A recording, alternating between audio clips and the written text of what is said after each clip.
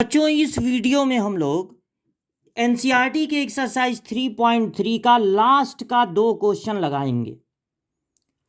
Question number 11 और question number 12। Choose the correct answer in the following. पता लगाना है कि ये 4 ऑप्शन है, इनमें से कौन सा सही है। If A and B are symmetric matrices of same order. देखिए, ए और बी सिमेट्रिक मैट्रिसेज हैं, सेम ऑर्डर के। मतलब अगर ये 2x2 का है तो ये भी 2x2 का है, ये 3x3 का है, क्योंकि सिमेट्रिक मैट्रिक्स तो हमेशा स्क्वायर ही होते हैं। तो ए क्या है? सिमेट्रिक है, मतलब इसको ट्रांसपोज करने पर ये खुद ही मिल जाएगा, कोई फर्क नहीं पड़ेगा जब इसको ट्रांसपोज करेंगे। और बी भी एक सिमेट्रिक मैट्रिक्स है, यानी बी को ट्रांसपोज करने पर भी बी मिलेगा।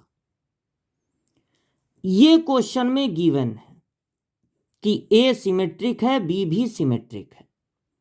तो आप ये पता लगाइए कि ए बी माइनस बी ए कैसा मैट्रिक्स होगा? स्क्यू सिमेट्रिक, सिमेट्रिक, जीरो की आइडेंटिटी मैट्रिक्स। ये ए बी माइनस बी ए कैसा होगा? तो 2 ऑप्शन तो हैं, स्क्यू सिमेट्रिक और सिमेट्रिक। जब किसी मैट्रिक्स के बारे में देखिए, ये आप जो देख रहे हैं वो एक मैट्रिक्स है। कैसे? एक मैट्रिक्स में दूसरे मैट्रिक्स का मल्टीप्लाई होगा तो एक मैट्रिक्स मिलेगा। यहां भी जब दोनों का मल्टीप्लाई होगा एक मैट्रिक्स मिलेगा। और जब एक मैट्रिक्स में दूसरे मैट्रिक्स को माइनस करेंगे तब भी एक मैट्रिक्स मिलेगा। ये देखने में आपको बड़ा लग रहा है, लेकिन लास्ट रिजल्ट इसका एक मैट्रिक्स होगा। अब अगर ये पता लगाना हो, जीरो और आइडेंटिटी को पहले किनारे कीजिए, अगर ये पता लगाना हो कि वो सिमेट्रिक या स्क्यू सिमेट्रिक में से कुछ है क्या, तो सबसे पहले उस मैट्रिक्स को ट्रांसपोज कर देंगे। अब जो ट्रांसपोज होता है वो इन दोनों पे अलग अलग लग जाएगा। यहां पर आप ये रूल लगा दीजिए कि अगर 2 मैट्रिक्स को माइनस करना है और उस पर ट्रांसपोज है तो ये पहले वाले का ट्रांसपोज हो जाएगा माइनस दूसरे वाले का ट्रांसपोज। तो ये हो जाएगा पहले वाले का ट्रांसपोज माइनस दूसरे वाले का ट्रांसपोज। ये ट्रांसपोज जो है वो डिस्ट्रीब्यूट हो जाएगा दोनों में। ट्रांसपोज की जो प्रॉपर्टी होती है डिस्ट्रीब्यूटिव होती है। अच्छा, उसके बाद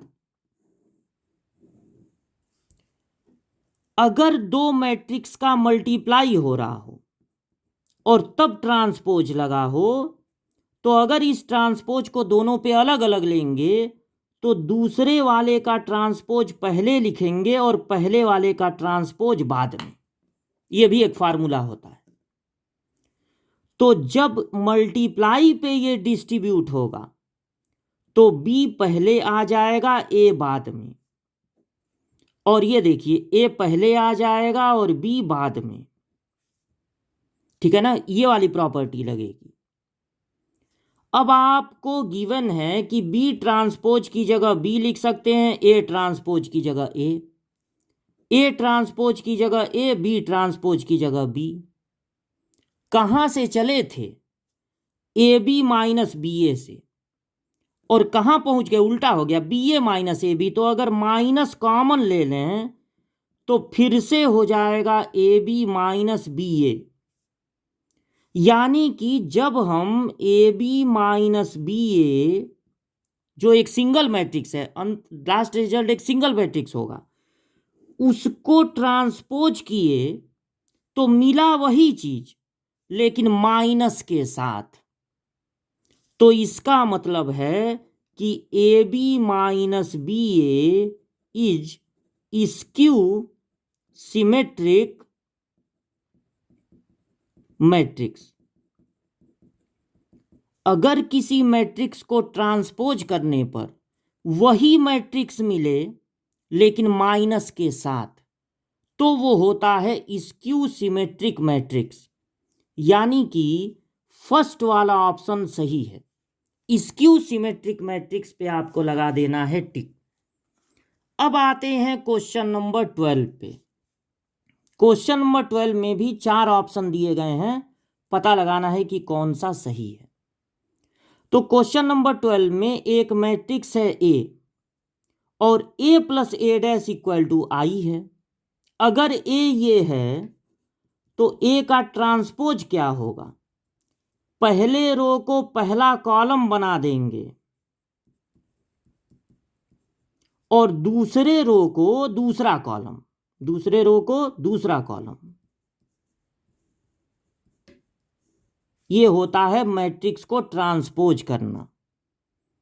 अब गिवन है कि A plus A dash equal to I है। आई मतलब आइडेंटिटी मैट्रिक्स।